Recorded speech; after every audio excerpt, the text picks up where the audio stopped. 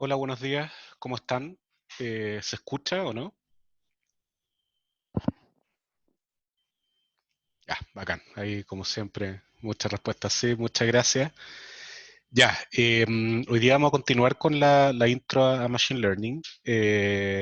Debería ser la última clase de intro. Deberíamos andar bien de tiempo, mucho mejor que la clase pasada. Vamos a ver al final un buen poco de código simple, pero que creo que va a ser bastante útil para entender y aterrizar un poco lo que vamos a ver hoy día en clase. Y además les voy a dejar una muy pequeña tarea optativa con respecto a ese código, que debería ser bastante directo. ¿Ok?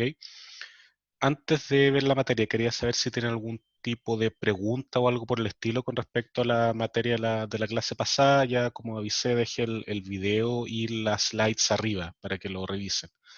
¿Hay algo que haya quedado pendiente, que crean o les gustaría que les aclare, algo así? Nada. Ya. Vamos a partir entonces. Si se acuerdan durante la clase me dicen, no hay ningún problema. Así que vamos a partir. A ver, como vimos la clase pasada, Machine Learning podía ser dividido de cierta manera en tres subtipos de Machine Learning o de aprendizaje máquina. Uno es el aprendizaje supervisado, ¿ya? Que es el más típico y es el que vamos a ver en esta parte del curso. Eso se puede dividir en clasificación y regresión, que son los dos problemas principales que se enfrentan. Uno puede pensar en problemas mixtos también, donde la clasificación es dada una serie o un conjunto, en realidad discreto de categorías, ¿ya? Yo tengo que elegir cada ejemplo, tengo que asignarlo a una. Y la regresión es, esencialmente yo tengo que estimar una función, que generalmente es continua, y yo la voy a estimar con algún mecanismo de aprendizaje supervisado. Después del aprendizaje supervisado vimos que existe el aprendizaje no supervisado, que era justamente, mira, a diferencia del aprendizaje supervisado, yo no tengo los rótulos de cada ejemplo, y voy a tener que hacer algo. Ya puede ser la misma tarea, puede ser asignar rótulos sin conocerlo, puede ser reducir dimensionalidad, ¿ya? O sea, mira, yo tengo los datos que son muy grandes cada uno, hoy día vamos a hablar un poco de eso, y quiero que cada dato sea más pequeño, ¿ya? Sin perder información. Es una tarea típica de aprendizaje no supervisado, se llama reducción de dimensionalidad. Hoy día vamos a ver un ejemplo de eso en clases, lo voy a mencionar más que nada y lógicamente queda abierto a que ustedes puedan revisar más. Y el último tipo de aprendizaje, que era una mezcla entre ambos, por decirlo de alguna manera, el aprendizaje reforzado, que era esencialmente un agente que iba a interactuar con un entorno, con el mundo, y al interactuar con este iba a obtener supervisión con respecto a sus acciones en el mundo. El agente tenía una tarea que debía cumplir, por ejemplo, con el GIF que vimos la clase pasada, un bípedo que tenía que saltar una barrera, ¿ya? Entonces, a medida que va intentando y lo haciendo mal, eventualmente en algún momento lo hará bien y recibirá una recompensa, que se le llama en la jerga de Reinforcement Learning, y va a intentar hacer cosas más parecidas a esas. ¿Ok? Esos son más o menos los tres que uno habla generalmente y en este curso, como les mencioné, vamos a centrarnos en el aprendizaje supervisado. Ahora, independiente del tipo de aprendizaje, todos los algoritmos, salvo quizá uno que otro caso particular, pueden englobarse en este framework o flujo que tenemos en la slide, que esencialmente da un training set. Yo alimento con ese training set al algoritmo de aprendizaje. Este algoritmo tiene tres cosas internas que vamos a empezar a ver hoy día, más o menos de qué se trata, que son el conocimiento previo o bias o sesgo, que es la forma que van a tener las soluciones, ¿ya? Eso lo impone el algoritmo.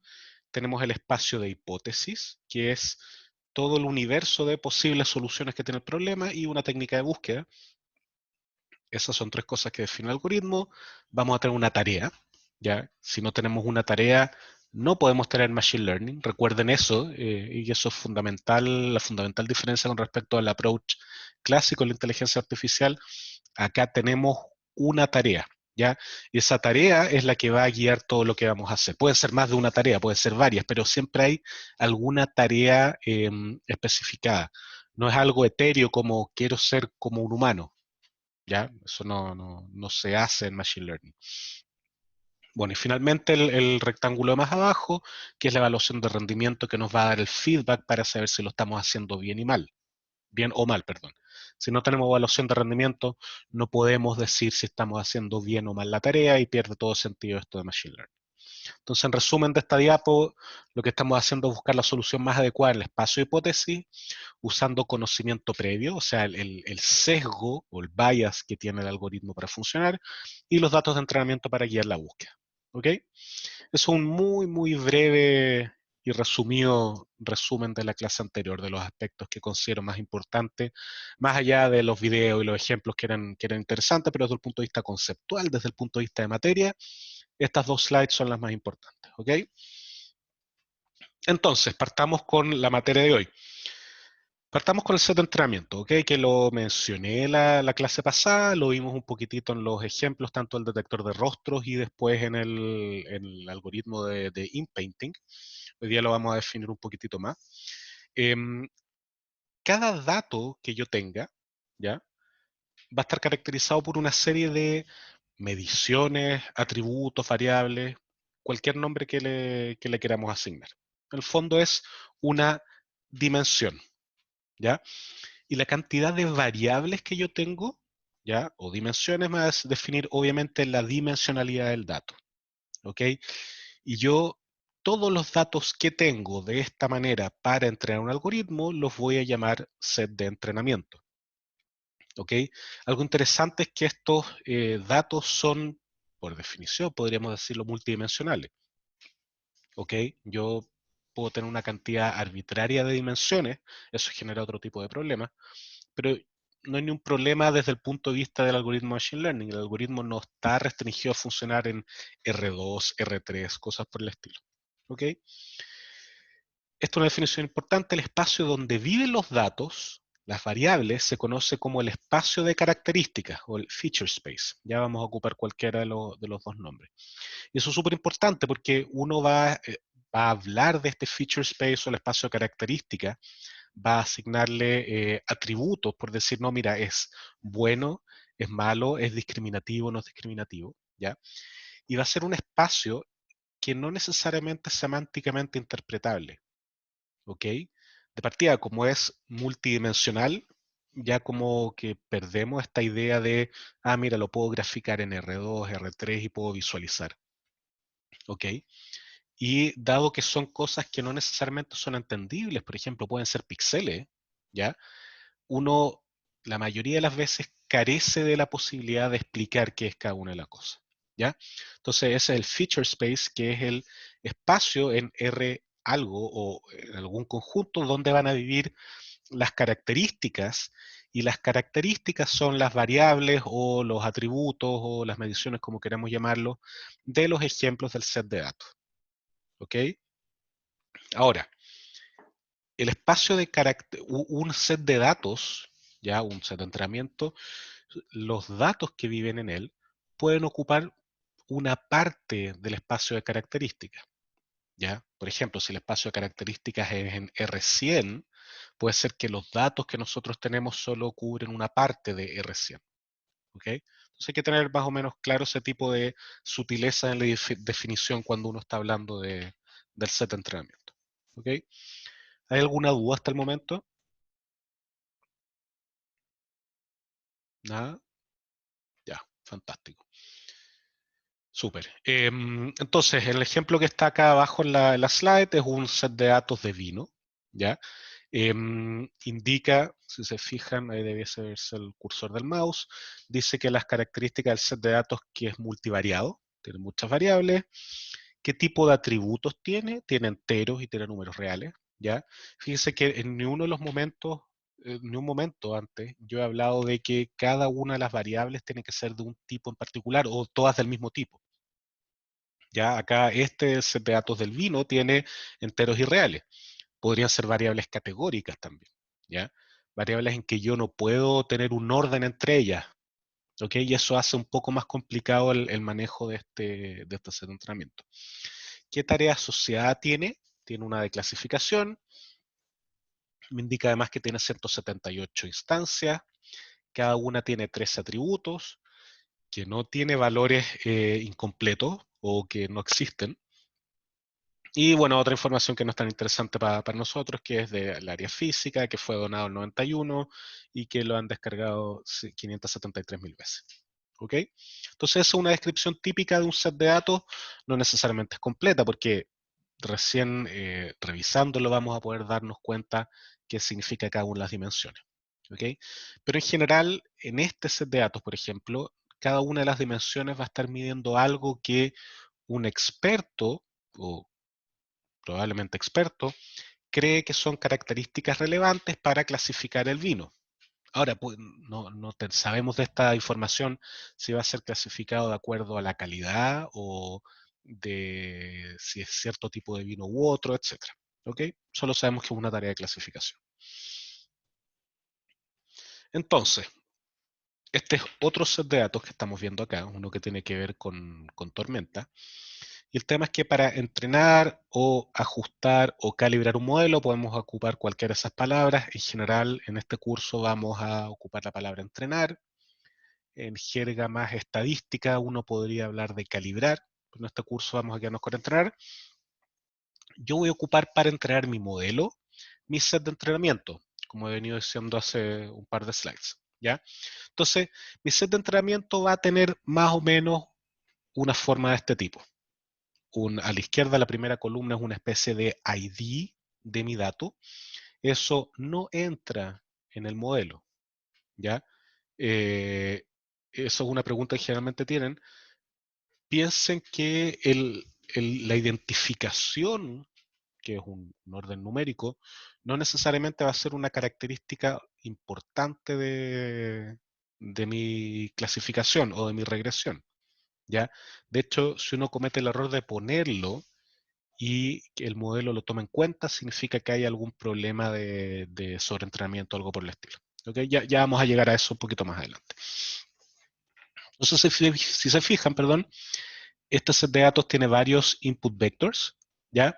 Que la primera dimensión es la distancia desde el ojo de la tormenta, medida en kilómetros, la velocidad del viento en el lugar, la falta de presión en el lugar, la velocidad hacia adelante del ojo de la tormenta, ¿ya? Todo eso son características con que yo voy a alimentar a mi algoritmo, eso es mi espacio de características, o el feature space, ¿ya? Y la respuesta, que es finalmente lo que yo quiero predecir, ¿ya? Que en este caso, fíjense que es una tarea de regresión, porque estoy prediciendo una función, ¿ya? Es el surge de la tormenta, cuánto se eleva el nivel del agua por culpa de esta tormenta. Ya fíjense que es un tifón, un huracán, lo que estamos midiendo. Me indica centímetros que son el primero 47.4, el segundo 24.5, etc. ¿Ya? Entonces, yo ocupando 4 dimensiones, en R4 en este caso, porque son todos números reales, voy a tratar de predecir una quinta dimensión, ya que en este caso es lo que yo quiero predecir, valga la redundancia, que también es un número real que mide cuánto fue la altura de las olas. ¿Ok? ¿Claro hasta el momento? ¿Alguna duda? Nada, fantástico. Ya. Entonces, fácil hasta el momento. Podemos decir entonces que cada fila del set de entrenamiento puede considerarse como un vector en el espacio de características. ¿Ya? Entonces uno podría agarrar cada uno de los vectores que tengo en este espacio y decir, mira, mi espacio de características particular para este set de entrenamiento es este. ¿Ya? Y con eso uno define todo. Ahora, me gustaría que esto lo analizáramos ahora un poquitito más allá de meramente mencionarlo. ¿Ya? Así que tomemos en consideración este diagrama que yo tengo acá. ¿Ya?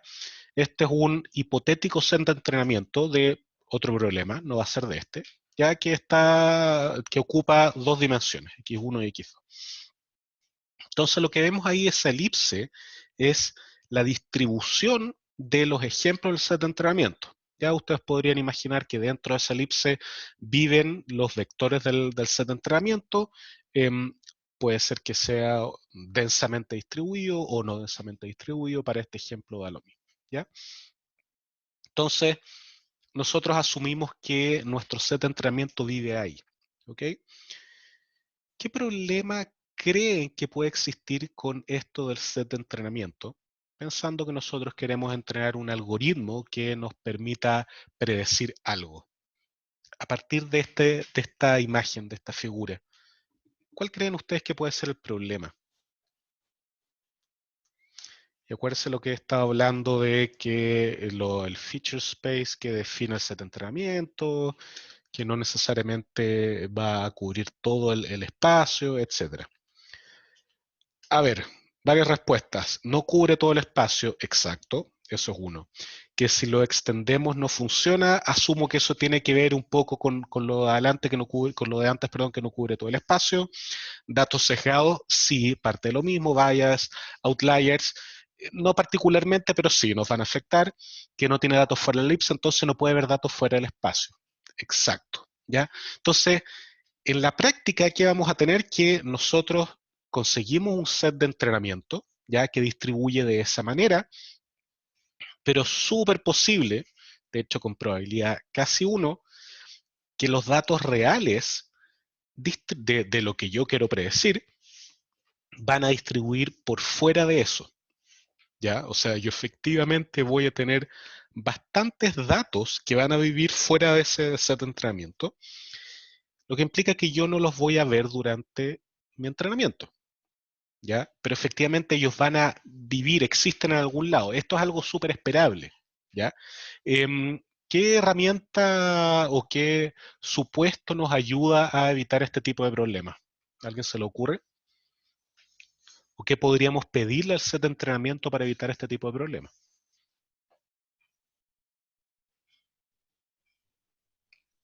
¿Alguien que se la juegue? Que distribuya como los datos reales. ¿Ok? Ya, súper bien. Víctor también, eso fue Daniel, y Víctor indica que el training data es un muestreo aleatorio del real. Exacto. ¿Ya? Entonces, uno de los supuestos, acá no quise ponerlo en fórmulas para no hacer más densa la clase, porque fórmulas tenemos hartas al final de esta. Lo que estamos diciendo es que si mi set de datos distribuye de igual manera perdón, mi set de entrenamiento distribuye igual que la distribución real de los datos, yo debería estar bien. Ya de hecho uno puede demostrarlo, que si la distribución es la misma, mi algoritmo bajo ciertas condiciones va a ser capaz de generalizar bien. Perfecto. Ahora, ¿cuál es el problema con ese supuesto?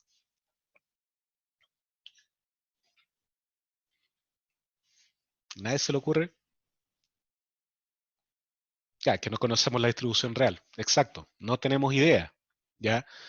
Solo tenemos supuestos de experto, no experto, lo que sea.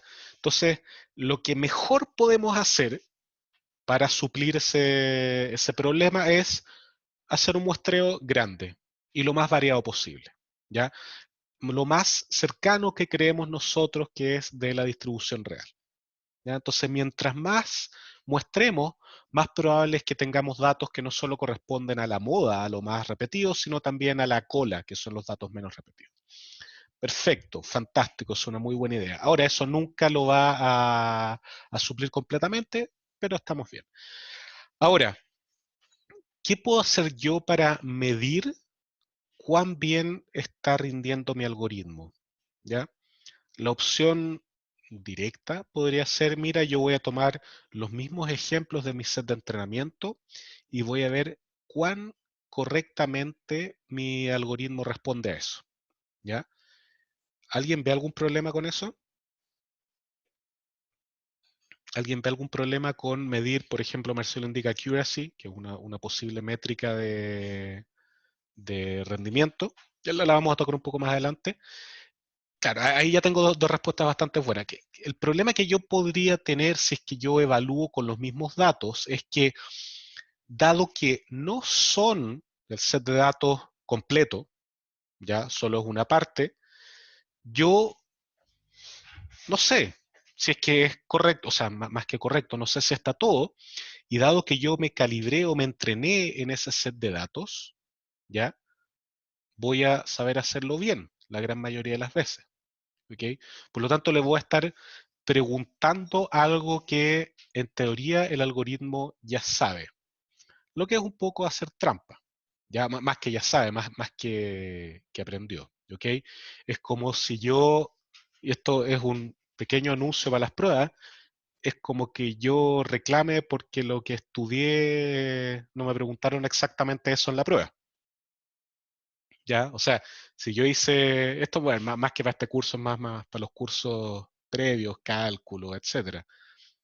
Si es que yo hice 300 ejercicios del tipo A y después me preguntan del tipo A más uno y no sé responderlo bien, significa en el fondo que yo no aprendí bien y lo que hice fue memorizar, ¿ya?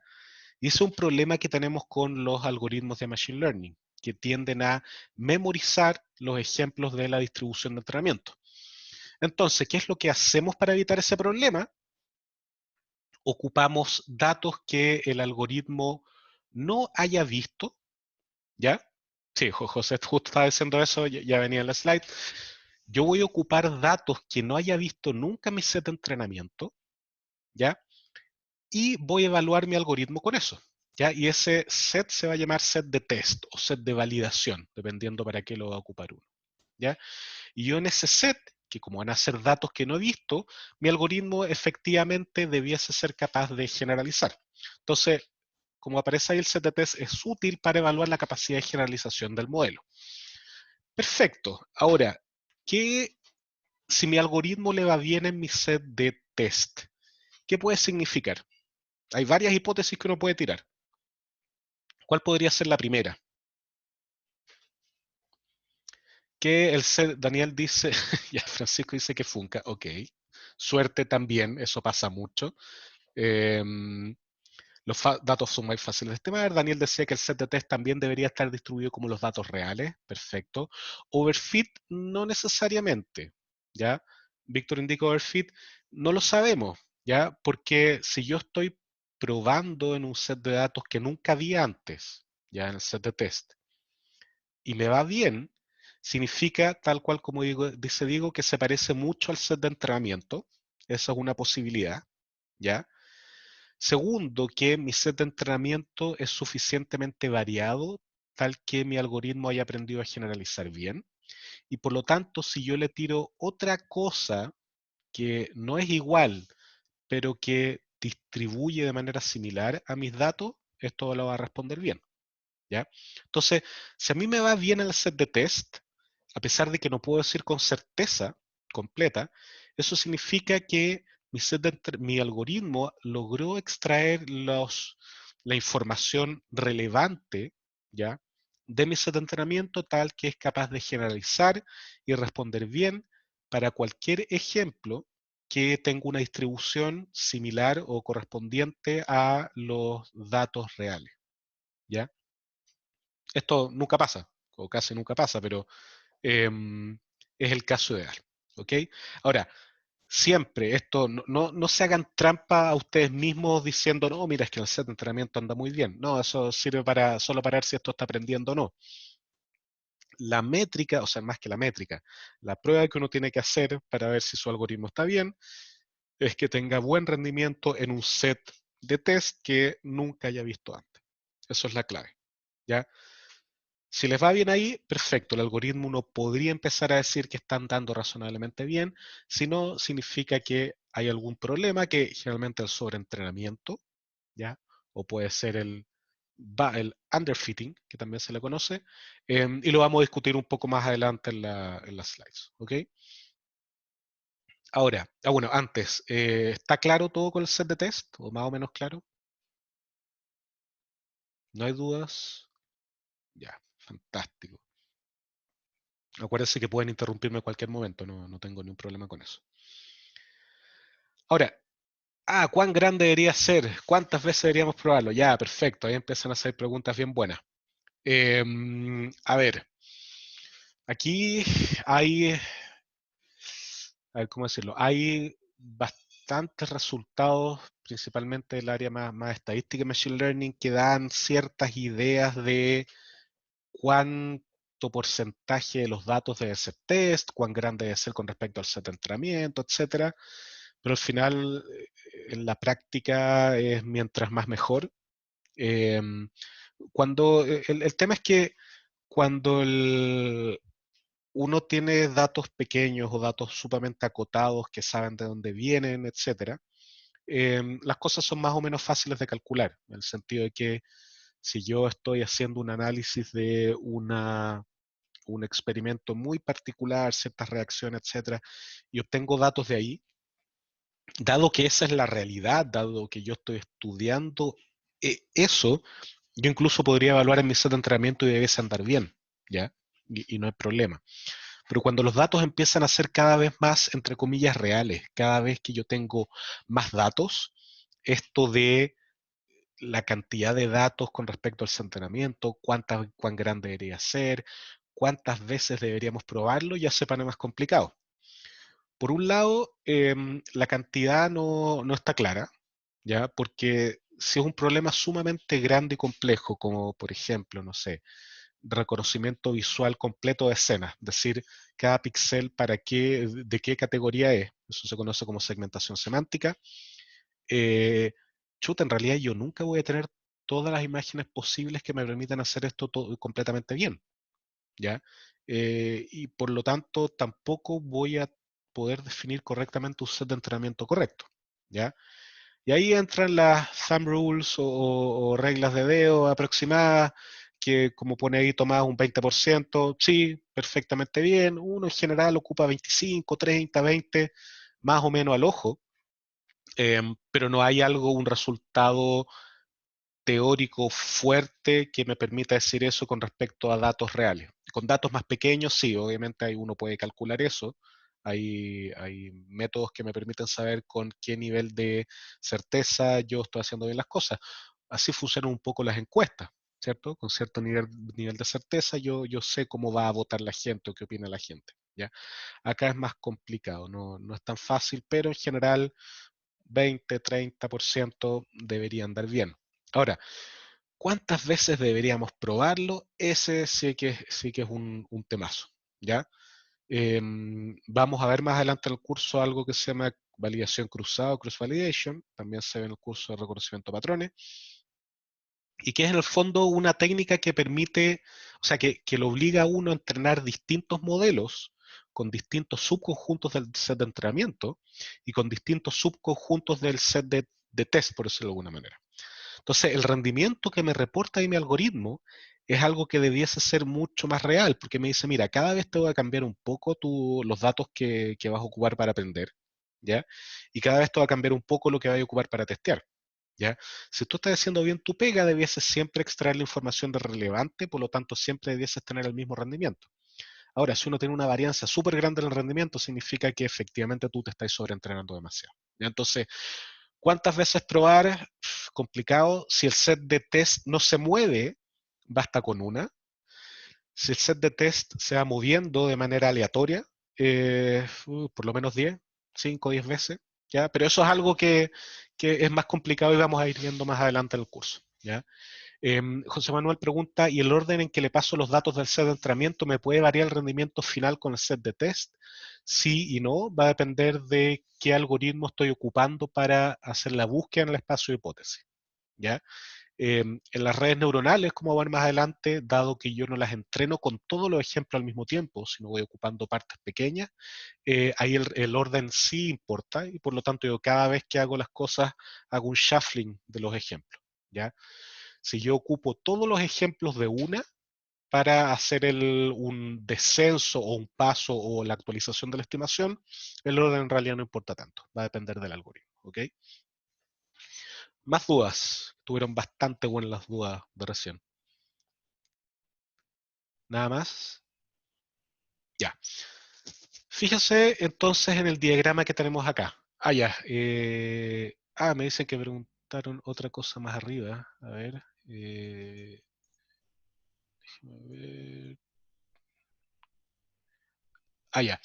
Si uso el set de entrenamiento, luego el set de test y sigo entrenando, pruebo de nuevo con el set de test, eso estaría mal en el sentido de que luego tú entrenas también en el set de test. Ese es lo que estás indicando.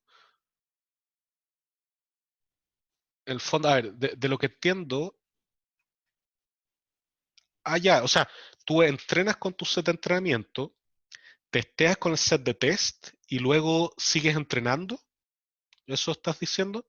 Sí, eso está correcto, porque en ningún momento vas a actualizar tus pesos, tus variables internas del algoritmo con lo del set de test. Tú solo lo estás ocupando para validar. Y de hecho eso se hace para saber progresivamente cómo le está yendo a tu algoritmo. Ya, o sea, yo llevo un par de iteraciones del entrenamiento, evalúo cómo va, perfecto, después sigo entrenando, nunca entreno con el set de test, ¿ya? Y ahí puedo ver si mi algoritmo está aprendiendo, si es que mi rendimiento va subiendo o bajando, ¿ya? Así que eso está perfectamente bien, no hay ningún problema. Entonces, veamos el diagrama que tenemos acá. Fíjense que es casi lo mismo que antes, solo que yo incluí ahora la distribución del set de test. Y fíjense lo que tenemos. Vamos a tener el caso que este set de test siempre va a estar dentro de mi set de datos reales, va a incluir datos que distribuyen muy similarmente al set de entrenamiento, pero lógicamente, y esto es lo esperable, va a incluir datos, ¿ya?, que distribuyen distintos a los datos del set de entrenamiento. ¿Ok? Y uno lo que esperaría es que efectivamente mi algoritmo sea capaz de responder correctamente a esos también. Entonces, de este diagrama uno fácilmente puede ver, mira, ¿sabéis que si yo agrando la distribución de mi set de entrenamiento, lo hago más general, más variado y me aproximo lo más posible a esta frontera roja, mi set de datos reales, entonces yo voy a hacer bien mi pega. ¿Por qué? Porque mi set de datos, mi distribución del set de test va a estar incluida dentro de mi distribución del set de entrenamiento. Ahora, con eso no estoy diciendo que los mismos ejemplos estén en ambos. Estoy solo diciendo que las distribuciones, ¿ya? La distribución de probabilidad, de hecho, es medio complicado imaginarse cuál es la probabilidad de un dato. ¿Ya? Que en el fondo, la probabilidad que una imagen en particular aparezca. ¿Ya? Aquí estoy hablando de eso. Si la distribución de mis datos de entrenamiento es suficientemente grande y cubre casi completamente mis datos reales, significa que la distribución de los datos de mi set de test probablemente está incluida ahí y voy a responder bien. Ya, de nuevo, eso no significa que haya datos repetidos, sino que netamente la distribución de probabilidad que define esto, ya, va a cubrir todo.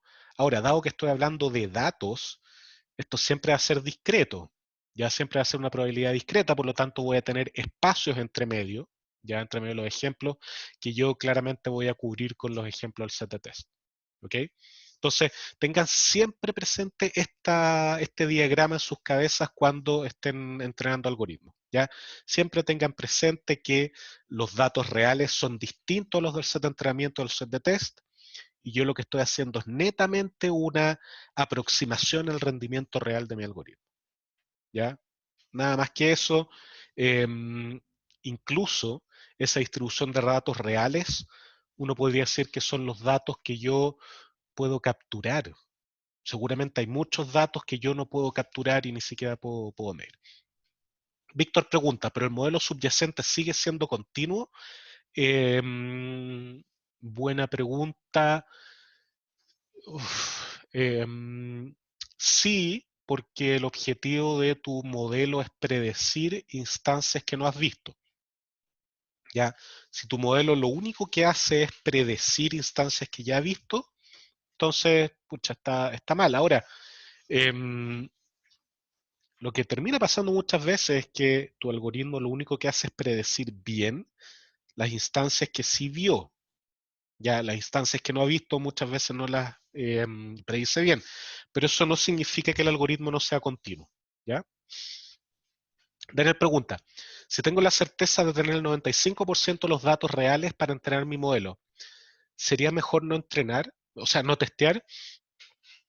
A ver, nunca va a ser mejor no testear, ¿ya? O sea, uno siempre debería hacerlo, ya que por mucho que yo tenga el 95% de la distribución cubierta, siempre existe la posibilidad de que mi algoritmo se haya sobreentrenado y haya aprendido los puntos, ¿ya?, que yo estoy ocupando para estimar esa distribución. Ya es como decir, mira, yo voy a mostrar una gaussiana con, no sé, 100 puntos. Si yo sé más o menos que una gaussiana, voy a poder hacerlo de manera suave, pero si no sé y mi algoritmo se aprende de memoria los puntos, eso significa que en los espacios entre puntos esto puede responder cualquier cosa, ¿ya? Por lo tanto, siempre corresponde testear.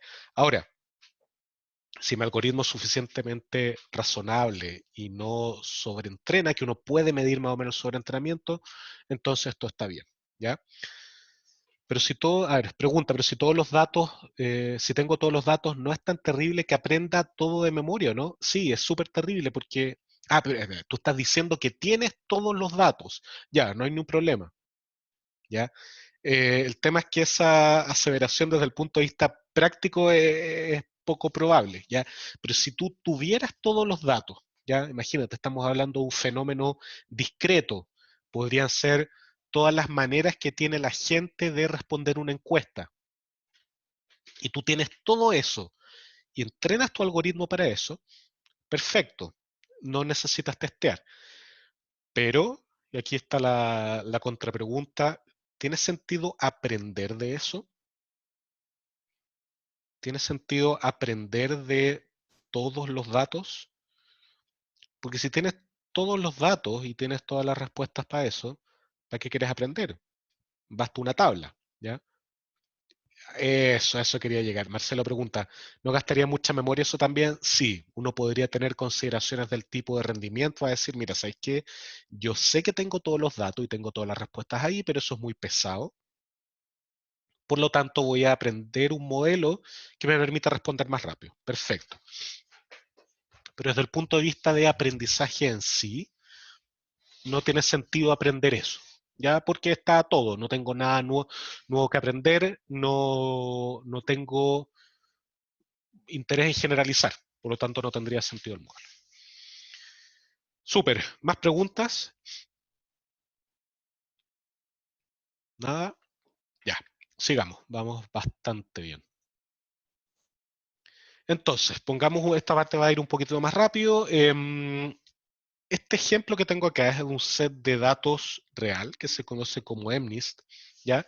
Que permite construir clasificadores de dígitos a partir de imágenes. Y este set no es otra cosa que un montón, de hecho son 60.000 ejemplos de entrenamiento y 10.000 de test, que son de caligrafía, o sea, alguien que se dedicó, o alguienes, que se dedicaron a recolectar escrituras de 0, de 1, de 2, etcétera, hasta llegar al 9, ¿ya?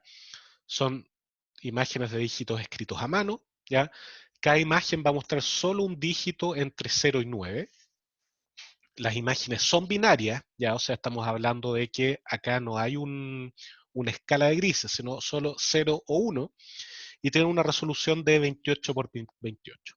¿Ok? Este es un set súper usado en la práctica, es un set de juguete, en el sentido de que es súper fácil de resolver. Todos los algoritmos ahora son esencialmente, los modernos son esencialmente perfectos, 99 algo pueden tener esto sin problema. Pero lo bueno es que es un set de datos pequeño que le permite rápidamente a uno saber si es que efectivamente está haciendo bien o mal la pega, ¿ya? Hay una pregunta pendiente, profe, ¿qué se hace cuando los datos son muy caóticos? Me refiero a que si los cambias un poquito el resultado cambia mucho. ¿Aumenta el error? Sí, y es un tema súper interesante que no estoy seguro si lo vaya a tocar directamente en el curso, pero tiene que ver con las restricciones o relaciones que tiene que haber entre lo que yo tengo para predecir y lo que yo voy a predecir de mis fenómenos, ¿ya? Si es que no existe una correlación entre lo que yo tengo para predecir las variables X y el Y, yo no puedo hacer una predicción, ¿ya? Y eso suena un poco lógico, ¿ya? O sea, si lo que yo tengo no me sirve para nada para predecir, no puedo predecir nada. Perfecto, sí. Entonces, si yo tengo un sistema más o menos caótico en que mis resultados cambian mucho si yo muevo un poco las cosas, como un sistema de Lorentz, no sé si lo han visto en ecuaciones diferenciales parciales, que yo muevo un poquitito las condiciones iniciales y mi resultado final cambia completamente, ¿ya? Ahí se hace más complicado ocupar estos modelos. ¿Ya? Y eso se relaciona un poquitito con la varianza de la predicción que vamos a ver más adelante. ¿Okay? José me pregunta en qué lenguaje vamos a programar, en Python, así que todos tranquilos, no vamos a ocupar, no quiero ocupar la palabra raro, porque capaz que Jorge se moleste, pero no, vamos a hacer todo en Python, va a ser una mezcla de programar por ustedes muchas de las cosas y ocupar los módulos como scikit-learn, eh, sí, podría ser Keras, no sé si lleguemos tanto para allá, podría ser PyTorch también, pero todo va a estar basado en Python, ¿ya? Python 3.8, da lo mismo, yo no tengo idea cuál, creo que tengo instalado el 3.6 en mi computador, en otro tengo el 3.5, no va a ser tan relevante, de hecho, lo que yo les recomiendo todo es que en vez de hacerlo en sus computadores, ocupen Colab, ya Colab de Google, donde están instaladas todas las cosas, bueno, ocupar Docker también, como dice Daniel, en Colab, que para los que no saben es esencialmente Jupyter Notebooks, pero en la nube, viene con todas las librerías instaladas. Uno puede importar TensorFlow, Keras, PyTorch, etcétera, ¿ya? Y Scikit-learn, etcétera. Así que eso se puede ocupar, yo se los recomiendo porque no llenan de instalaciones de programas que pueden tener incongruencia entre sí sus computadores, requieren conexión a internet, que en esta época puede ser algo complicado, ¿ya? Pero está en la nube, lo pueden ocupar en cualquier momento, etcétera, ¿ya? Ya, eso con respecto al lenguaje, me había quedado. Ah, ya. José Manuel pregunta si 60.000 es pequeño, a esta altura sí. Sí, en general, cuando uno está hablando de imágenes, habla de millones de imágenes para entrenar. ¿Ya? Entonces, un set de datos con 60.000 ejemplos, en que más encima cada uno es muy pequeño, 28 por 28, 784. Entonces, eso es fácil para cualquier algoritmo. Ahora, viaja 10 años hacia atrás y eso era bastante respetable, ¿ya? Pero ahora ya esto da lo mismo, ¿ok? Entonces, bueno, este set de datos, el EMNIS, es un set de datos clásico que se ocupa en Machine Learning, en visión por computadora en particular, para evaluar los algoritmos. Entonces, ¿cómo podríamos resolver este problema de clasificación de dígitos? Ya este va a ser nuestro primer problema real. Y quiero que me contesten, pero no eh, ocupando el conocimiento que ya tienen por cuanto a ustedes, no que me digan, no, es que ponía una raíz neuronal o esto. No, ya vamos a algo más sencillo. Asumamos que no sabemos nada, que solo sabemos lo que hemos visto en nuestro curso. ¿Cómo se les ocurre que uno podría resolver este problema? ¿Ya? O cómo podrían, más que resolverlo, cómo se les ocurre a ustedes que podrían empezar a estudiar cómo resolver este problema? Pablo pone buscar el patrón de cada número, perfecto.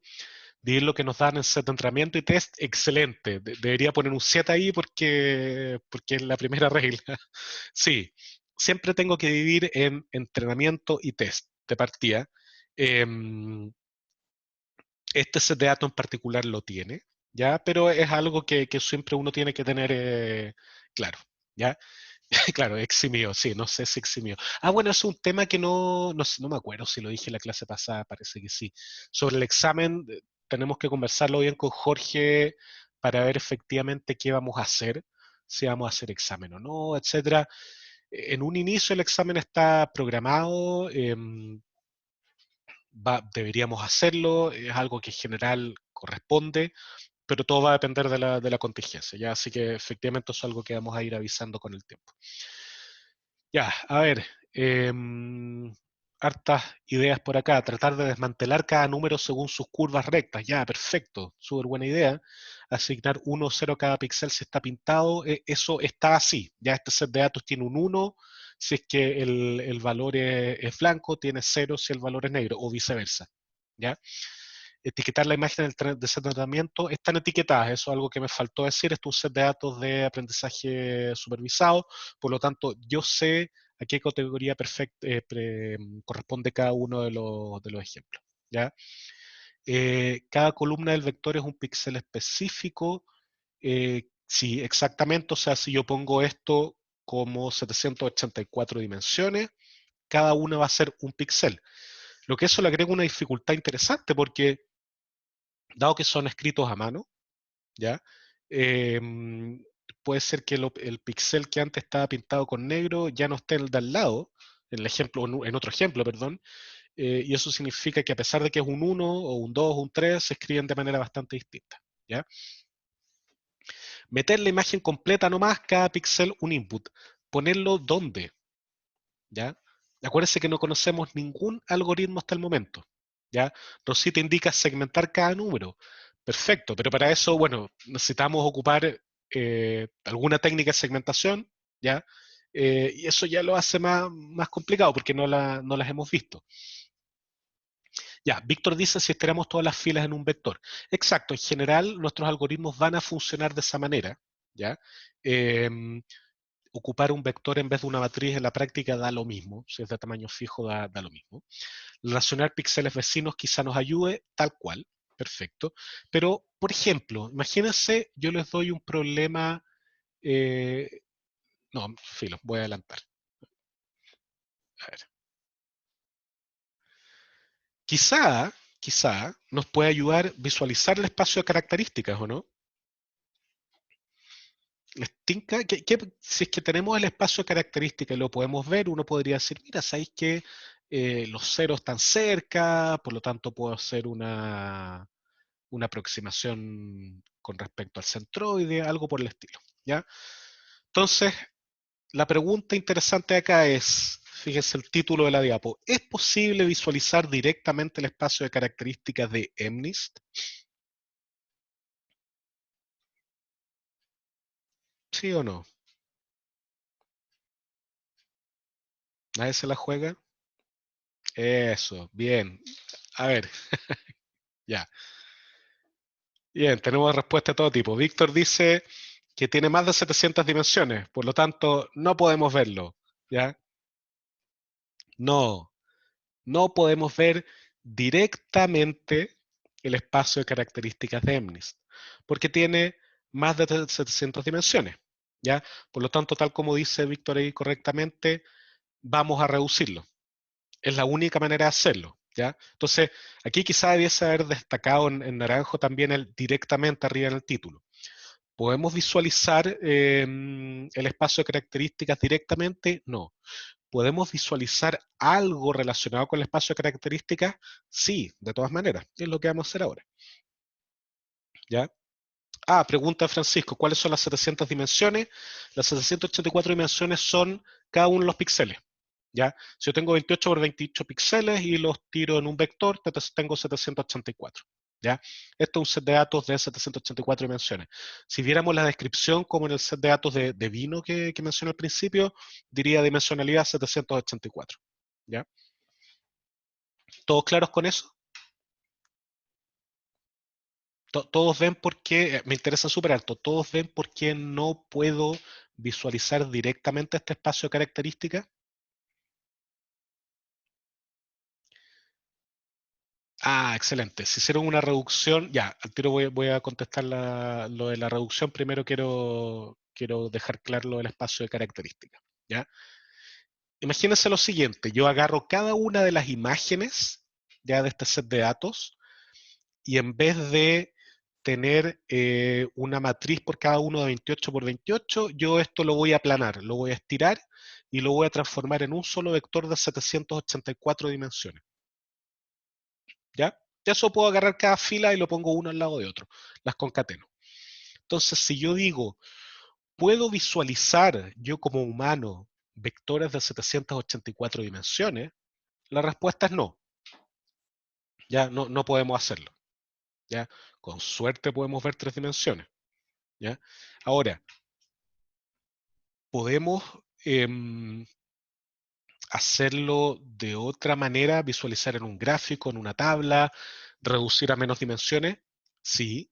Clustering, sí, pero clustering ¿sobre qué? ¿Podemos hacer clustering sobre las 784 dimensiones? Sí, sin ningún problema, pero eso no nos permite ver, ¿ya? Entonces lo que yo les mencioné es, perdón, esto está acá, que quizá estamos tratando de resolver este problema y quizá visualizar el espacio de características nos da una pista, ¿ya? ¿Cómo lo vamos a visualizar? ¿Podemos visualizarlo directamente? No, ¿ya? ¿Por qué? Porque son 784 dimensiones, no tenemos por dónde. Pero quizá podemos ocupar otra técnica, ¿ya? Entonces, esto que tengo ahora en la slide es una técnica no supervisada que se llama TSNE o TSNE o TSNE o como quieran llamarle, ¿ya? Que me permite reducir la dimensionalidad de un número arbitrario a 2 o 3 dimensiones, ¿ya? ¿Cómo funciona? Bueno, excede completamente al scope del curso, pero en esencia lo que hace es tratar de mantener las distancias que yo tenía entre puntos en estas 784 dimensiones, pero llevarlo a 2 dimensiones. O sea, si 2 puntos estaban cerca en este espacio de súper alta dimensionalidad, también tienen que estar cerca en este espacio de 2 dimensiones. ¿Ya? Esa es más o menos la idea detrás del algoritmo. Es estocástico, nunca va a responder lo mismo dado llamadas consecutivas, a menos que la semilla del random sea la misma. Entonces, lo que podemos ver acá es que cada uno de los puntitos, PCA también se puede ocupar, ¿ya? José pregunta, ¿qué pasa si tengo datos con distancias casi iguales? Excelente pregunta. Eso significa que no es fácil de visualizar en 2 dimensiones, ¿ya? Ahora, si tengo un set de datos que está sobre una esfera, ¿ya? Eso significa que todos tienen la misma distancia del centro y distribuyen cualquier cosa, eso es súper difícil de clasificar, ¿ya? Ian va a hacer una pregunta sobre el set de datos. Dale, por favor.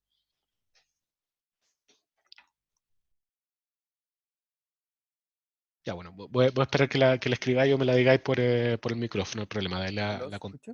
Sí, perfecto, dime. Ya, de que en el set de datos hay dos tipos de 7, con barrita y sin barrita, ¿cierto? Sí, exacto. Eso es que yo lo pienso de cómo yo lo vería, Ujú, que para mí no son los mismos caracteres, sino que son dos variantes del mismo número, pero son exacto. dos símbolos distintos. Sí, ya, Se, se espera que se espera que este programa piense que los dos son iguales o los va a diferenciar de alguna manera, o cómo la gente tiende a ver estos problemas. ya, es una muy buena pregunta. A ver, al más alto nivel sabemos que son 7. ¿Ya? Por lo tanto, va a corresponder a la misma categoría, perdón, ¿ya? O sea, desde ese punto de vista, todos son 7, tenga la línea para arriba, para abajo, corrida, da lo mismo, todos son 7. Ahora, existe entonces, dado que son tan distintos unos de otros, una variación intraclase, ¿ya? O sea, dentro de mi clase 7, yo tengo distintos subconjuntos de 7, ¿ya? Eso significa que mi algoritmo va a tener que ser lo suficientemente hábil para caracterizar esas diferencias. ¿Ya? Entonces eso es algo que se le pide al algoritmo y uno le da mecanismos explícitos para decir, o sea, uno puede darle de que, oye, mira, yo sé que hay subconjuntos, trata de resolverlos, etcétera. ¿Ok?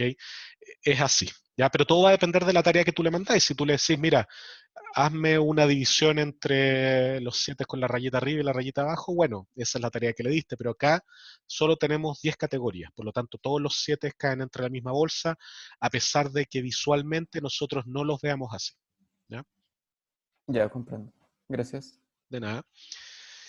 Ya, entonces, si vemos esta figura, este gráfico, vemos que están súper bien clusterizadas las cosas, súper bien agrupadas. Ya, obviamente hay números que se salen. Puede ser, como mencionaba Ian, los 7 que tienen la línea corrida, etcétera, ¿ya?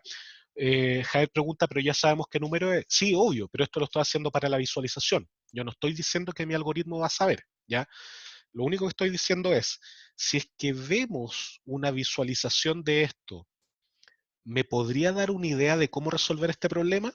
¿Ya? Eso es lo que estoy proponiendo. Entonces, en esta visualización yo estoy diciendo que, dado que coloreé para que sea más claro, ¿ya? Yo puedo decir que cada número tiene cada ejemplo, perdón, tiene otros ejemplos del mismo tipo en su vecindad, ¿ya? Salvo ciertos ejemplos particulares. Entonces, si yo voy al 5, por ejemplo, que es rojo, y miro en la vecindad de cada uno de los puntos, yo más o menos me doy cuenta que efectivamente los tipos están muy cercanos, ¿ya? A ver, ¿sabemos qué característica estamos visualizando? No, no tengo idea en realidad. No, porque esto es finalmente una reducción de dimensionalidad no supervisada, no semánticamente entendible, entonces son dos dimensiones muy informativas, nada más. ¿Ya? A ver, Josefina pregunta, pero con una matriz modelo o algo así, sí, uno podría tener un patrón, ¿ya? El 7 típico y comparar con eso, perfecto, pero ¿qué pasa si ocurre lo que dice Ian de que hay mucha variabilidad? ¿Ya? Y ahí se nos cae esto de tener solo un patrón descriptivo. ¿Ya? Entonces, Daniel dice, están cerca los que tienen formas similares. Perfecto, totalmente de acuerdo, pero si se fijan, hay clústeres que tienen forma más o menos alargada, ¿ya? Y uno podría interpretar eso como que la forma de mis números va cambiando, pero siguen en el mismo conjunto del 7, por ejemplo, ¿ya? Entonces, en base a esta estructura, yo les digo que una manera de resolver el problema es, que lo mencioné recién, es viendo los elementos que están cerca, ¿ya? Si yo agarro un ejemplo en particular y veo qué ejemplos están cerca, ¿ya? Y si yo sé las categorías de esos otros ejemplos, yo podría resolver el problema de esa manera, ¿ok? ¿Están de acuerdo que podría resolver de esa manera? ¿Sí? No. Ya, imagínense, yo tengo un set de datos ya rotulado que se llama MNIST, ¿ya? Y que tengo 60.000 ejemplos. Y yo los guardo todos en una base de datos, los tengo en memoria. Y de repente me llega una imagen nueva que yo no he visto antes, ¿ya? Yo voy a responder esa pregunta sobre qué categoría tiene esa imagen, recorriendo mi base de datos que ya tengo almacenada y viendo el o los ejemplos que están más cerca que este nuevo ejemplo, ocupando, por ejemplo, de la distancia euclidiana en estas 784 dimensiones. ¿Ya? Juan pregunta si esto no es clustering de alguna forma. No, porque yo no he ejecutado o no estoy pensando en hacer los clusters. ¿Ya? Yo lo único que dije acá fue reduce la dimensionalidad y mantén las distancias. En ningún lado le dije al algoritmo, oye, hazme clusters. ¿Ya? Los clusters que se ven ahí son del color de la categoría y se dio porque este set está bien distribuido, ¿ya? Pero no necesariamente esto es cluster. ¿Nos permite visualizar clusters si es que existen? Sí, sin duda, ¿ya? Pero comparar todos los píxeles compartidos entre los datos no nos sirve. No cacho muy bien a lo que te referí, Julián. Porque acá esencialmente lo que vamos a hacer es por o sea, voy a tomar mi ejemplo nuevo y voy a comparar la distancia con cada uno de los otros ejemplos, ¿ya? Y es la distancia euclidiana, eso significa que voy a calcular la diferencia cuadrática de cada una de las dimensiones y después voy a sacar la raíz cuadrada de eso, ¿ya? Y eso, bueno, la distancia euclidiana es una métrica de distancia que no necesariamente es correcta acá, pero vamos a hacerlo. Como este píxel es blanco, están todos los unos, a ver, perdón, como este píxel blanco están todos los unos, ya, no cacho muy bien, pero en el fondo, si abstraemos el problema a tener vectores en R784, una distancia entre esos me puede decir cuáles están más cerca, ¿ya? Ahora, ¿Cómo sé yo que eso podría funcionar bien? Es porque esto lo estoy viendo acá. Ah, ya, ok, ahora entiendo lo que dice Julián. Sí, claro, o sea, puede ser que perfectamente para una posición específica los unos no compartan el mismo píxel, de todas maneras, pero más de algún uno sí va a compartir el mismo píxel en uno o en cero con otro, ¿ya? Por eso estoy hablando de buscar los que son más cercanos. No estoy diciendo que todos vayan a ser iguales, ¿ya?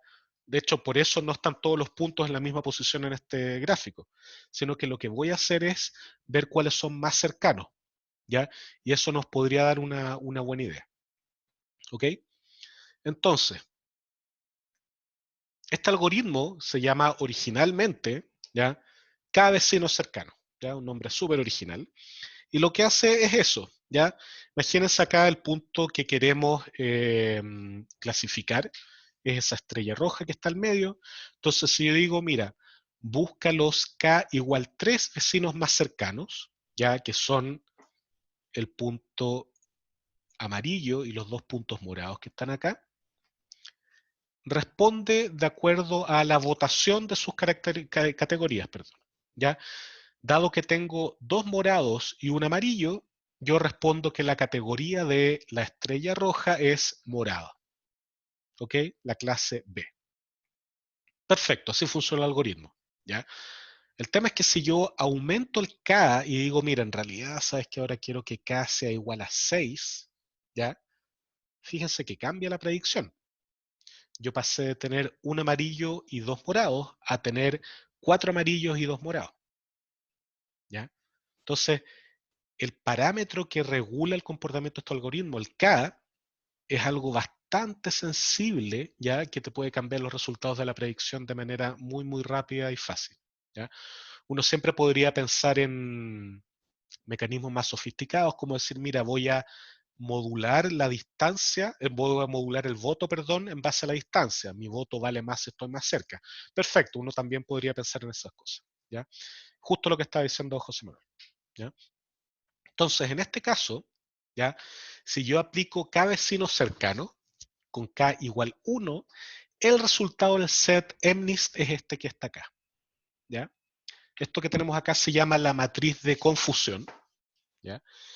Que es una matriz que nos dice que tiene en su eje Y, por decirlo de alguna manera, cuál es la categoría real de los ejemplos, y en el eje X, por decirlo de alguna manera, en las columnas, cuál es la predicción. ¿Ya? Y como se lee, yo digo, mira, si me paro en la fila 0, que es la categoría 0, yo predecí, o predije en realidad, 972 veces que ese número era un 0. Perfecto. ¿Ya? Resulta que una vez un 0 yo lo predije como un 1. Una vez un 0 yo lo predije como 2. ¿Ya? Y así sucesivamente, perdón, y yo 3 veces predije un 0 como si fuese un 6. ¿Ya? Yo voy agarrando fila por fila. ¿Ya?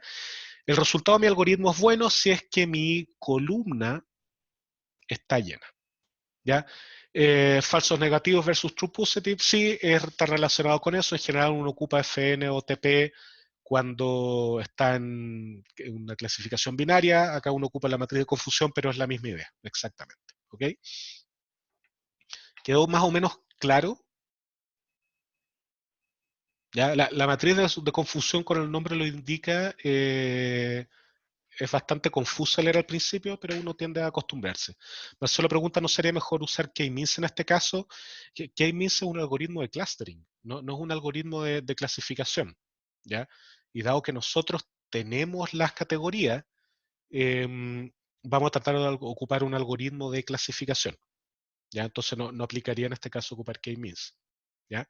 Entonces, lo importante de esta diapo es que nos demos cuenta que efectivamente un algoritmo súper simple como K vecinos cercanos, el KNN, anda bastante bien en la predicción, netamente porque nuestro set de datos distribuye de una manera bonita.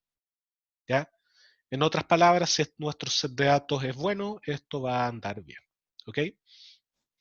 Entonces, este último ejemplo resalta la importancia de un buen set de set de entrenamiento, perdón, y los algoritmos de aprendizaje viven y mueren por el set de entrenamiento. Ya, si el set de entrenamiento es malo, nuestro algoritmo le va a ir mal, no queda otra. ¿Ya? Y lamentablemente tener un buen set de entrenamiento tampoco asegura tener buena generalización. ¿Ya? Ya lo vimos, yo puedo tener un set que yo creo que es súper variado, etcétera, pero si no cumple que distribuye como la realidad, no va a ser un buen set. ¿Ya? Y además hay otras cosas como aprenderse de memoria los datos que nos terminan afectando mucho. ¿Ya? Em, Mauro pregunta de qué forma encontramos el capo óptimo, prueba y error. ¿Ya?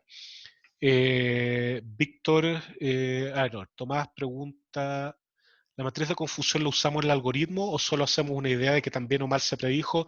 Es una métrica para evaluar el rendimiento. Por lo tanto, uno puede, o sea, va a ocupar el resultado de la matriz de confusión para guiar al algoritmo, ¿ya? Porque uno le va a decir, mira, fíjate, tú lo hiciste mal en estos ejemplos en particular, ¿ok? Víctor indica, pero eso es totalmente dependiente de qué tan buena sea mi reducción de dimensionalidad o no. Sí, en este caso, la reducción de dimensionalidad nos permitió ver que las cosas están cerca. ¿Ya? Dadas las características del algoritmo que ocupamos, el Disney, yo sé que cosas que están cerca en dos dimensiones están cerca en la 784. Entonces, teníamos una hipótesis de que el KNN nos iba a funcionar bien. ¿Ya? Creo que ya contesté lo del el K óptimo, lo encontramos con prueba de error finalmente, aunque en general los K pequeños funcionan mejor que los K grandes. ¿Ya? Y ya, ok, Víctor ya le contesté. ¿Ya? Entonces, lo que vamos a ver en este último rato, ya, y seguramente no vamos a alcanzar a ver el código, era bastante probable en estas dos primeras clases que no alcanzamos a ver el código, lo vamos a ver al principio de la próxima clase, si es que no alcanzamos ahora. Vamos a ver ahora uno de los enemigos más terroríficos, por ponerlo de alguna manera, que tiene Machine Learning, ¿ya? Porque nos dificulta el aprendizaje independiente si tenemos un buen set de datos o un mal set de datos, ¿ya? Y este problema se llama el Bias Variance Trade-off, ¿ya? Es algo que es terrorífico, por eso están saliendo esas cosas en las slides. Es un problema sumamente complicado, ¿ya? Que lamentablemente no hay una receta mágica para solucionarlo, ¿ya?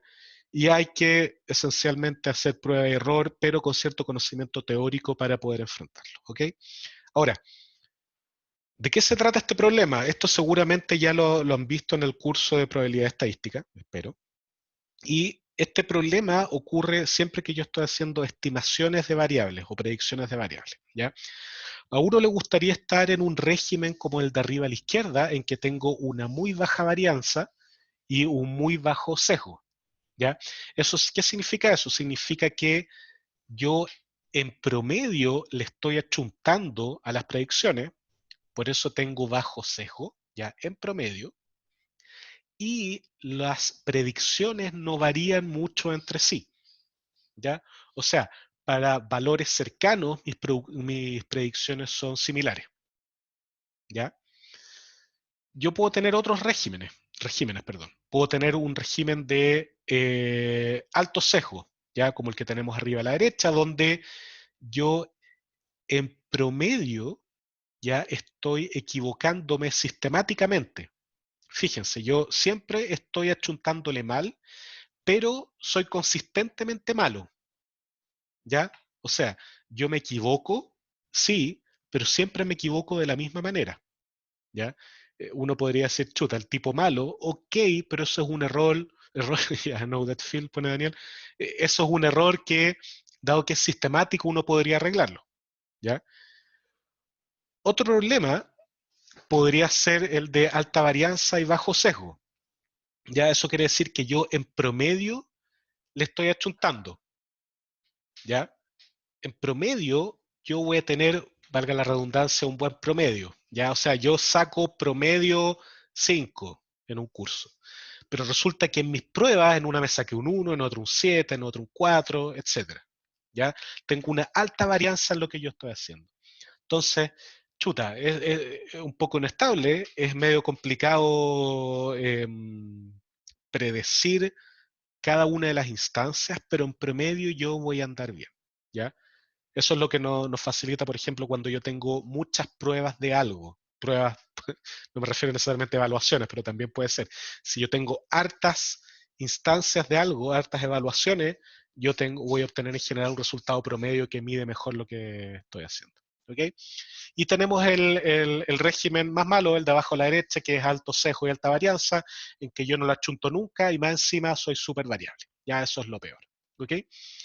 El tema es que esto se da como un trade-off. En general, si yo tengo bajo sesgo, voy a tener alta varianza y viceversa. ¿Ya? Eso se da típicamente en los algoritmos de aprendizaje. ¿Ya?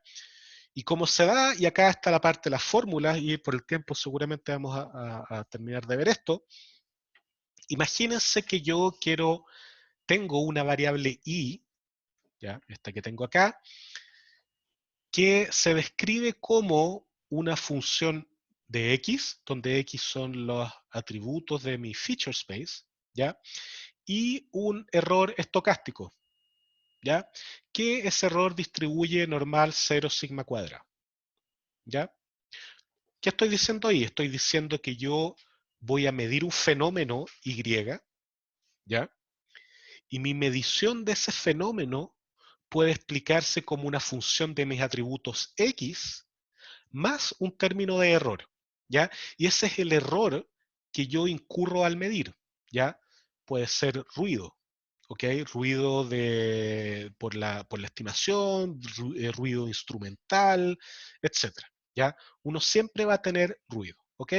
Pero asumimos que este ruido distribuye normal 0 sigma cuadra. O sea, en promedio yo tengo error de aproximación 0, ¿ya? Pero cada uno de los errores tiene varianza sigma cuadra, ¿ok? Entonces, yo voy a suponer que puedo estimar mi función x, ¿ya? Con una función, perdón, mi función f de x con una función f gorro de x, ¿ya? Yo asumo que voy a construir una función para estimar f de x, ¿ya? Y para ver cuán correcta es esa función, ¿ya? Yo voy a calcular la siguiente métrica de error. Porfa, no se asusten, no se empiezan a ir, etcétera, si esto es más sencillo de lo que parece, ¿ya? Yo voy a calcular para cada i la diferencia entre i y la estimación que yo hago de i, ¿ya? Dado que yo estoy asumiendo que mi función f gorro estima f de x, pero yo no tengo acceso a f de x porque mis mediciones siempre están contaminadas por el error, ¿ya? Yo lo que quiero medir, o sea, lo que a mí me gustaría medir de verdad es f de x, ¿ya? Pero yo solo soy capaz de medir i, y i es f de x más un término de error, ¿ya? Entonces yo lo que quiero construir es una función f gorro de x que es capaz de estimar f de x. Pero como yo no tengo f de x, la única manera que tengo de ver cuán correcta es la estimación es comparando f gorro de x con y, ¿ya? ¿Y cómo voy a medir esa comparación? Bueno, voy a calcular la diferencia entre las estimaciones, la voy a elevar al cuadrado para cada ejemplo y voy a calcular la esperanza de eso, o el promedio, si es que uno lo hace con una distribución acotada, ¿ya? Y ese va a ser mi error. ¿Me siguen hasta el momento alguien que tenga alguna duda fundamental? Ya, lo bueno que esto va a quedar en video, pueden repetirlo 1000 veces, ¿ya? Pero en el fondo lo que estoy haciendo acá es calcular la diferencia entre la medición y mi estimación. Elevo al cuadrado las diferencias para que no sean positivo o negativo y se cancelen los errores, y calculo la esperanza o en este caso el promedio, ¿ya? Nada más que eso. Esto es lo mismo que el error cuadrático medio, ¿ok? Y tiene que dar sigma cuadrado o no, tranquilo con el sigma cuadrado, ya va a aparecer, y eso va a molestar, ¿ya? Ahora, si yo ocupo identidades de la varianza y de la esperanza, etcétera, puedo expandir la expresión para este error de la siguiente manera, ¿ya?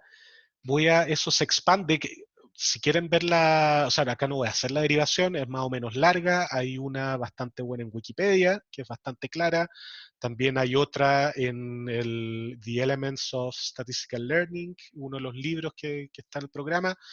No es fundamental entender qué es lo que pasa, pero sí tener la intuición de a qué es lo que llegamos acá, ¿ya? Fíjense, después de amplificar esto, no, de nuevo, no voy a explicar cómo se hizo, pero créanme que es correcto, voy a llegar a un término que es la esperanza de mi estimación menos la función real, ¿ya? Al cuadrado. O sea, la esperanza de mis estimaciones, el promedio de mis estimaciones, menos la estimación real, ¿ya? Más la esperanza entre las estimaciones que yo hago y la media de eso, ¿ya? La media de eso es la esperanza de mis estimaciones, ¿ya? Y esto esencialmente me está midiendo cuán lejos de mi esperanza está cada una de mis estimaciones al cuadrado, ¿ya?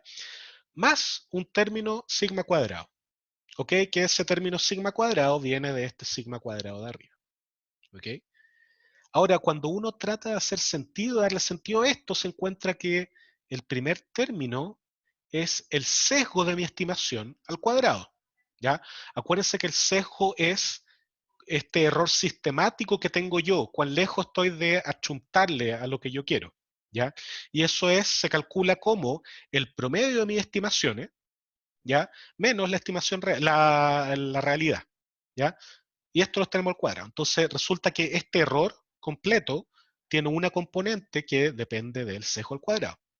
La segunda componente, si se acuerdan de la definición de varianza, es la esperanza de la distribución de mis estimaciones con respecto a la media, ¿ya? O sea, cuán lejos están en promedio mis estimaciones con respecto a la media de mis estimaciones, ¿ya? En el fondo, cuánto se alejan mis estimaciones del promedio. Mientras mayor es, más varianza tengo, ¿ya? Entonces, al amplificar esto también nos encontramos con una varianza y tenemos este sigma cuadrado, que es lamentablemente un error irreducible, que no podemos eliminarlo, que siempre vamos a tener y que nos va a fregar todo el tiempo, ¿ya? Entonces, esta función de error, ¿ya? Nos dice varias cosas. Uno, que siempre voy a tener un término de sesgo en mi estimación, que siempre va a tener una varianza y además que siempre va a tener un error que no voy a poder corregir, no me queda otra, ¿ya? ¿Cómo sabemos fx para calcular el sesgo si solo tenemos y? No sabemos, pregunta María Josefina. No tenemos idea, no sabemos f de x, ¿ya? Por lo tanto vamos a tener que buscar aproximaciones para tener una buena métrica del error, ¿ya? Y esos son los problemas que tenemos en la práctica. Esta es una estimación, o sea, no una estimación, esto es un desarrollo teórico que nos permite ver que el error tiene esos componentes, ¿ya? Entonces, ¿cómo se ve esto en la práctica? Se ve que si yo pudiera graficar el error total, que es esta línea negra, ¿ya? Voy a ver cómo el error mínimo ideal, que yo no puedo reducir más por el error irreducible, se encuentra acá, pero a medida que yo voy aumentando la complejidad del modelo, y esto es lo importante, voy reduciendo el sesgo, la línea roja, pero aumentando la varianza, ¿ya? Y eso es porque me voy a estar aprendiendo cada vez más de memoria los ejemplos, ¿ya? Para terminar, vamos a ver tres gráficos muy cortitos para ejemplificar esto, que debería quedar más claro. El inicio de la próxima clase lo vamos a terminar de discutir para que quede claro antes de pasar regresión. Regresión es una materia bastante corta, entonces podemos hacer esto. Si mi modelo es muy simple, ¿ya? Por ejemplo, yo para este fenómeno voy a utilizar una recta para modelarlo, ¿ya? No puedo capturar la realidad de los datos, no puedo capturar su comportamiento, ¿ya? Y ahí se dice que mi modelo hace underfitting a mi set de entrenamiento, no es capaz de fitearse, no es capaz de adecuar una curva correcta, ¿ya? Y eso es porque mi modelo tiene alto sesgo, ¿ya? Acá sesgo uno podría pensar incluso como lo hablamos en el lenguaje coloquial, esto está sesgado a responder de una manera, ¿ya? Sí, esto está sesgado a siempre responder rectas, ¿ya? Pero resulta que la recta no se adecua a la realidad de los datos, ¿ya? Entonces yo tengo un error sistemático en la estimación de esto. Segundo, si yo aumento la capacidad de mi modelo, voy a ser capaz de adecuarme a cada uno de los puntos. Fíjense acá, ¿ya? Entonces eso significa que mi modelo es súper complejo, tiene más grados de libertad, eso lo vamos a discutir con código la próxima clase, y el problema es que está capturando hasta el ruido, ¿ya? Entonces aquí claramente vemos que estos datos tienen ruido, ¿ya? Y si nos movemos hacia atrás y vemos la fórmula, es súper claro. Ah, mira, mi medición I tiene un ruido, ¿ya? Y resulta que si yo subo demasiado la complejidad de mi modelo, voy a ser capaz de capturar el ruido, voy a modelar el ruido. Y yo no quiero modelar el ruido, ¿ya? Por lo tanto, en ese caso, mi algoritmo está haciendo overfitting y mis predicciones tienen alta varianza. ¿Ya? Fíjense, predicciones que debiesen estar cercanas y ser suaves cambian mucho en cuanto al valor. ¿Ok? Y finalmente, si mi modelo tiene la complejidad necesaria y adecuada para capturar los patrones relevantes, va a controlar el sesgo y va a controlar la varianza y va a obtener una estimación de función que es correcta. ¿Ya? Entonces, este problema es sumamente complicado, por eso les puse antes que era un problema terrorífico, porque es bastante complicado averiguar o decidir cuál va a ser la complejidad correcta del modelo. ¿Ya? Vamos a partir la próxima clase con un ejemplo en que lo vamos a ver en código, efectivamente, qué es lo que termina pasando. ¿Ya? Pero en la práctica, esto es súper complicado, y acá viene lo interesante, salvo cuando uno hace deep learning. Por algún motivo que todavía no entendemos, en Deep Learning, la gran mayoría de los casos no vemos este Bias Variance Trade-off. ¿Ya? No se sabe por qué. Ya son resultados súper recientes en que uno sigue aumentando la capacidad del modelo y sigue teniendo mejor rendimiento y no hay límite y no sabemos por qué todavía. Voy a tratar de dejarles ese paper disponible porque es bastante reciente, pero es algo súper raro que todavía no entendemos, pero nos vamos a preocupar eso al final del curso, todavía no. Para todas las cosas que estamos viendo ahora, si hay este trade-off entre bias y varianza, por lo tanto vamos a tener que preocuparnos. ¿Ok? Ya, hasta ahí llega la clase de hoy, perdón por los 5 minutos pasados. Vamos a continuar con los ejemplos al principio de la próxima clase, y luego vamos a pasar al tema regresión. De hecho, queda súper bien porque uno de los ejemplos que voy a ver tiene que ver con regresión. José pregunta si va a haber ayudantía la próxima semana. No, no hay ayudantía este lunes 11, sí el que viene después, el lunes 18. Ahí sí hay ayudantía porque vamos a tener materia para ayudantía. Eso, que estén muy bien, gracias por asistir a la clase y nos vemos el martes. Chao, chao.